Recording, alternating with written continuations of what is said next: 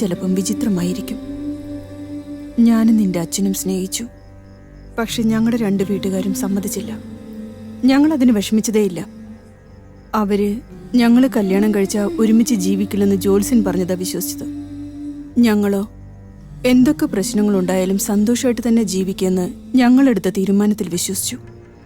കല്യാണം കഴിഞ്ഞ് 3 വർഷമായപ്പോൾ നിങ്ങൾക്കിനി കുട്ടികളുണ്ടാവില്ലെന്ന് ഡോക്ടേഴ്സും റിപ്പോർട്ട്സും പറഞ്ഞപ്പോൾ അത് ഞങ്ങൾക്ക് ജോത്സ്യക്കാർ പറഞ്ഞ വാക്കുപോലെ തോന്നിയുള്ളൂ. അതോർത്ത് ഞങ്ങൾ വിഷമിച്ചതേയില്ല. ഞാൻ പ്രഗ്നൻ്റായി. പക്ഷേ 5 മാസമായപ്പോൾ കുഞ്ഞ് ജനിക്കില്ലെന്ന് പറഞ്ഞു. 7 മാസമായപ്പോൾ ജനിച്ചാലും ജീവനുണ്ടാവില്ലെന്ന് പറഞ്ഞു. നീ ഈ ഭൂമിയിലേക്ക് ജനിച്ചു. ഇത്രയുള്ള പിഞ്ചു കുഞ്ഞായിരുന്നു നീ. ചെറിയൊരു ചലനം പോലും ഇല്ലായിരുന്നു നിനക്ക്. അതുവരെ ആരെന്തൊക്കെ പറഞ്ഞിട്ടും ഞങ്ങൾ വിഷമിച്ചിരുന്നില്ല. പക്ഷെ നിന്നെ ആ അവസ്ഥയിൽ കണ്ടപ്പോ ചങ്ക് തകർന്നു പോയി ഞങ്ങൾക്ക് 2 പേർക്കും.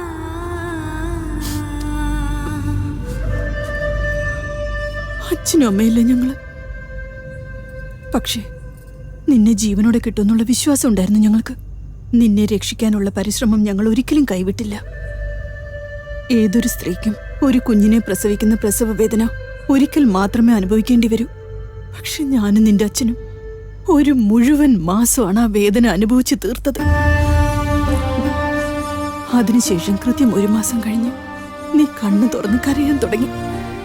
ഞങ്ങളുടെ 2 പേരുടെ കണ്ണിലും കണ്ണീര് വന്നു. അപ്പോൾ നിന്റെ കരച്ചിൽ സയൻസിനെ തോൽപ്പിച്ചു. ഞങ്ങളുടെ കണ്ണിലുണ്ടായ കണ്ണുനീര് ജാതകത്തെ തോൽപ്പിച്ചു. ആ ക്ഷണമാണ് മനസ്സിലായത്, ഈ സയൻസിനെയും ജാതകത്തെയും ഇവയൊക്കെ മിഞ്ചുന്ന ഏതോ ഒരു പവറുണ്ടെന്ന്. അതെന്ത് പവറാണെന്നറിയില്ല. സമയമാവുമ്പോൾ കൃത്യമായി നമുക്കത് മനസ്സിലാവും.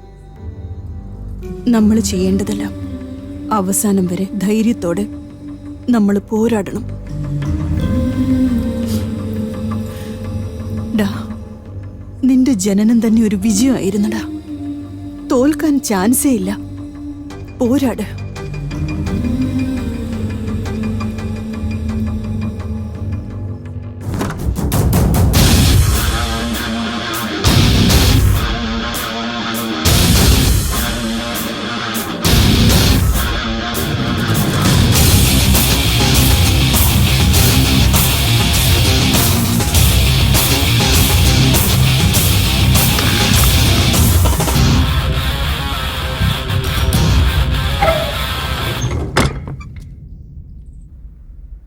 സ്വാതിയെ നിനക്ക് എത്ര ഇഷ്ടമാണെന്ന് എനിക്കറിയാം. പക്ഷെ ആ ഇഷ്ടം എങ്ങനെയാണ് വെറുപ്പായി മാറിയെന്ന് എനിക്ക് മനസ്സിലാവുന്നില്ല. നീ എന്തുകൊണ്ടാണ് സ്വാതിയെ കൊന്നത്?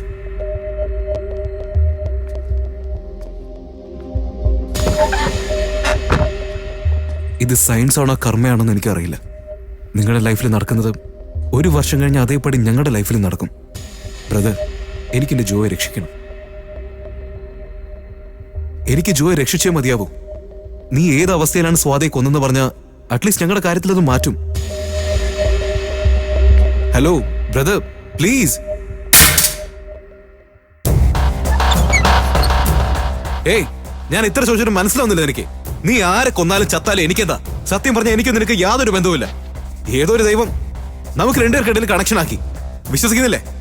നോക്ക് നോക്ക്, ഇപ്പോഴെങ്കിലും സ്വാതി എന്തിനെ കൊന്നെന്ന് പറ. എനിക്ക് മനസ്സിലായി, നീ ഇഷ്ടപ്പെടുന്ന പെണ്ണ് വേറൊരുത്തന്റെ കൂടെ അഫയറിലാണെന്ന് അറിഞ്ഞപ്പോ നീ അവളെ കൊന്നു. ഇപ്പൊ അതുകൊണ്ടാണ് നീ സൈലന്റ് ആയിരിക്കുന്നത്. ഇനി ഒരിക്കൽ കൂടി നീ സ്വാതിയെ കുറിച്ച് എന്തെങ്കിലും പറഞ്ഞ കൊന്നുകളയുന്നുണ്ട് ഞാൻ. ഞാനല്ല പറഞ്ഞ ബ്രദർ, പുറത്ത് അങ്ങനെ പറയുന്നു. നീ ഇങ്ങനെ സൈലന്റ് ആയിരുന്നാൽ അത് സത്യമാണെന്ന് എല്ലാവരും വിചാരിക്കും. സ്വാതിയെ ഞാൻ എന്തിനു വേണ്ടിയാ കൊല ചെയ്യുന്നത്? പിന്നെ സ്വാതി സൂയിസൈഡ് ചെയ്തതാണ്. അതെ, സ്വാതി സൂയിസൈഡ് ചെയ്ത തന്നെ.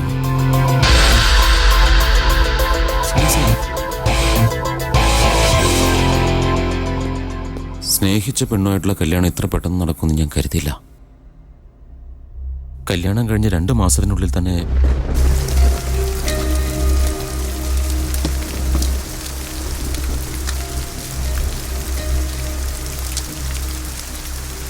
ആ ദിവസം എനിക്ക് ഇപ്പോഴും ഓർമ്മയുണ്ട്. അന്ന് ആലിപ്പഴം പെയ്തിരുന്നു.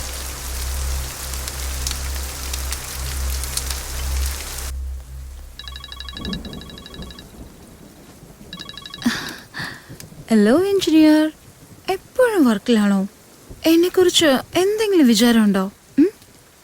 ട്വിൻസ് വേണമെന്ന് പ്ലാൻ മാത്രം ചെയ്താൽ പോരാ, അത് എക്സിക്യൂട്ടും ചെയ്യണം. എക്സിക്യൂഷന് ആവശ്യമായതെല്ലാം പ്ലാനിംഗ് ആണ്.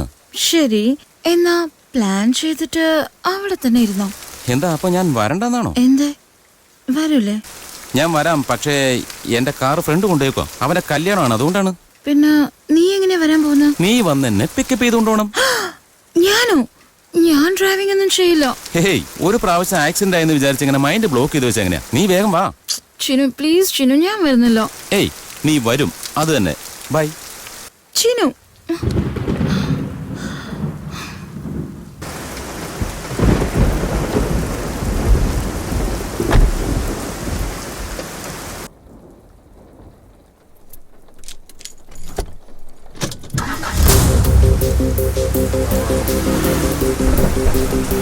നന്നായിട്ട് മഴ പെയ്യുന്നുണ്ട് സീനു.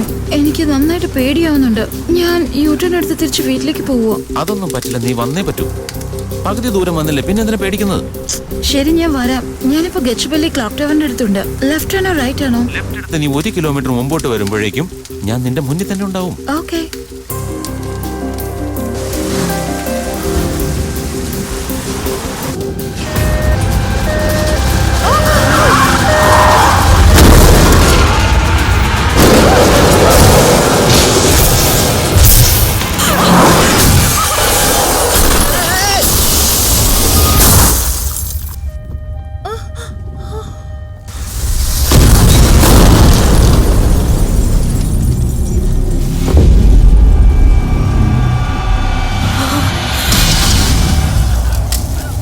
അയ്യോ, എന്താ ഇത്?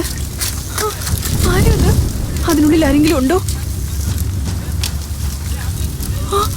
അയ്യോ, ഒരു കൈ കാണുന്നുണ്ട്. ആരോ ഉണ്ട് അതില്. ആരാ അത്? 5 പിഞ്ചു കുഞ്ഞുങ്ങളെ അത്യാവശ്യ ചികിത്സയ്ക്കായി കൊളംബസ് ഹോസ്പിറ്റലിൽ നിന്ന് മറ്റൊരു ഹോസ്പിറ്റലിലേക്ക് കൊണ്ടുപോകുമ്പോൾ ഒരു കാർ ഇടിച്ചാണ് ഈ വൻ വിപത്തുണ്ടായത്. ആംബുലൻസിന് തീപിടിച്ചതുകൊണ്ട് 5 കുഞ്ഞുങ്ങളും സംഭവ സ്ഥലത്ത് തന്നെ കത്തിക്കരിഞ്ഞ് ചാമ്പലായി. 5 കുഞ്ഞുങ്ങൾ സീനു, പാവം കുഞ്ഞുങ്ങൾ.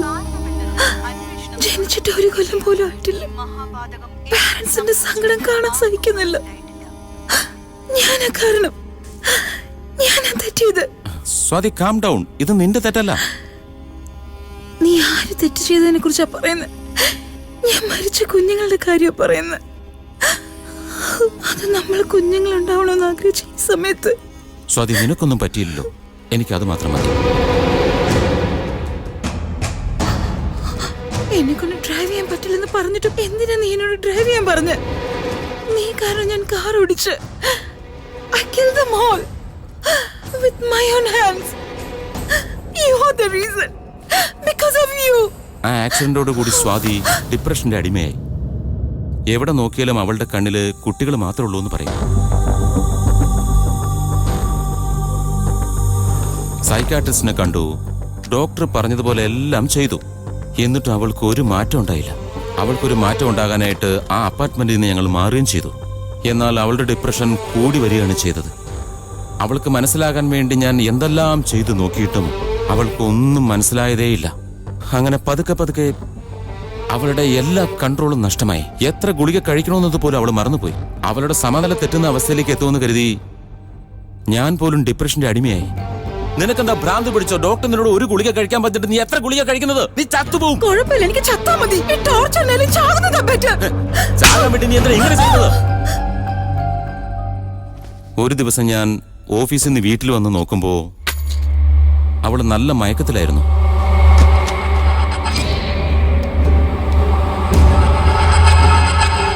വേഗം അവളെ ഞാൻ ഹോസ്പിറ്റലിലേക്ക് കൊണ്ടുപോയി. സ്വാതി, സ്വാതി, എഴുന്നേക്ക്.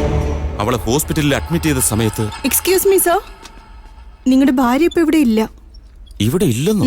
എവിടെ പോയി? അറിയില്ല, ആരോടും പറയാതെ ഇറങ്ങിപ്പോയത്.